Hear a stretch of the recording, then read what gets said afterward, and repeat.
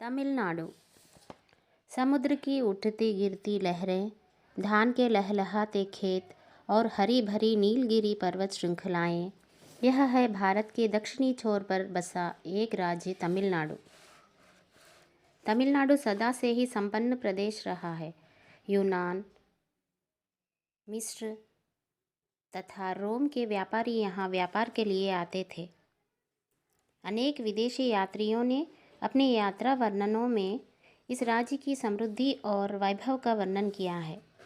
दक्षिण भारत के इस प्रदेश की संस्कृति प्राचीनतम तथा अनूठी है। यहाँ के मूल निवासी द्रविड़ हैं तथा उनकी भाषा तमिल है। प्राकृतिक सौंदर्य से भरपूर इस राज्य को मूर्ति और भवन निर्माण कला की दृष्टि से समृद्ध बनाने में चोल तथा चेरा वंश के राजाओं का महत्वपूर्ण योगदान रहा। यहाँ के मंदिर भव्य हैं और उनकी विशेषता है उनसे जुड़े रथ। प्राचीन काल में राजा महाराजा देवताओं के रथ को अपने हाथों से खींचकर अपना जीवन धन्य मानते थे। तमिलनाडु को मंदिरों का राज्य भी कहा जाता है। कांचीपुरम और तंजावुर स्थित शिव मंदिर और मदुरई की मीनाक्षी मंदिर वास्तुकला और मूर्तिकला का अनोखा संगम है। कांचीपुरम का प्राचीन नाम कंचनपुर था। यह भारत की सप्तपुरियों में से एक है। यहाँ 130 से भी अधिक मंदिर हैं। ये मंदिर पल्लव राजाओं ने 6ठी शताब्दी में बनवाए थे। इन मंदिरों में स्तंभ वाले मंडप हैं जिन्हें बड़े बड़े पहाड़ों को काटकर बनाया गया है। मदुरई स्थित मीनाक्षी मंदिर की ऊंचाई 100 फुट से भी अधिक है। इसके मंडप में 1000 कलात्मक स्तंभ हैं। 1-1.5 किलोमीटर लंबी पहाड़ियों को काट काट कर मंदिर बनाना भी इस प्रदेश के कारीगरों की कला और परिश्रम का अनोखा उदाहरण है। तमिलनाडु के पवित्र स्थानों में से सबसे ऊपर चिदंबरम नामक स्थान है, जहाँ नृत्य मुद्रा में नटराज शिव की मूर्ति है। इस प्रकार की भव्य मूर्ति अन्यत्र नहीं मिलती। कन्याकुमारी तथा रामेश्वरम यहाँ के प्रसिद्ध धार्मिक स्थल है। रामेश्वरम के शिव मंदिर का संबंध रामायण से है। यहाँ मीठे पानी के 22 कुंड है।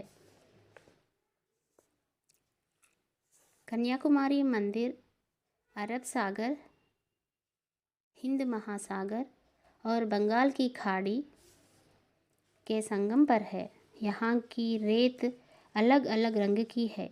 कन्याकुमारी में सूर्योदय का दृश्य पर्यटकों के लिए आकर्षण का मुख्य केंद्र है। कावेरी नदी इस तिकोने आकार वाले प्रदेश को 2 भागों में बांटती है। इस नदी का जल तमिलनाडु को वर्ष भर हरा भरा रखता है। यहाँ की उपजाऊ घाटियाँ इसकी सुंदरता में 4 चांद लगाती हैं। तमिलनाडु में भारतीय संस्कृति की झलक सबसे अधिक दिखाई देती है। इसका मुख्य कारण है कि भारत का यह भाग विदेशियों के हमलों से काफ़ी बचा रहा। इस प्रदेश के निवासी कला प्रेमी हैं। यहाँ घर घर में कर्नाटक संगीत का अभ्यास किया जाता है। यहाँ के शास्त्रीय नृत्य भरतनाट्यम ने तो विश्व भर में अपनी पहचान बना ली है। यहाँ के लोक कलाकार विभिन्न रंगों से चेहरे रंग कर तथा वस्त्र आभूषणों से सजकर महाभारत की कथा पर आधारित नृत्य नाटिका प्रस्तुत करते हैं। उनकी सुंदर प्रस्तुति दर्शकों को भाव विभोर कर देती है। संत कवि तिरुवल्लुवर तमिलनाडु में उसी प्रकार प्रसिद्ध हैं जिस प्रकार उत्तर भारत में कबीर। इनकी कृति तिरुकुरल को तमिल भाषा के वेद के रूप में मान्यता प्राप्त है। प्राकृतिक सौंदर्य से संपन्न इस राज्य में कोडाईकनाल तथा उट्टकमंड ऊटी प्रसिद्ध सुंदर पर्वतीय स्थल है। ऊटी को पर्वतीय ग्रीष्मावासों की रानी कहा जाता है। कोडाईकनाल 7000 फुट की ऊंचाई वाला रमणीय स्थल है।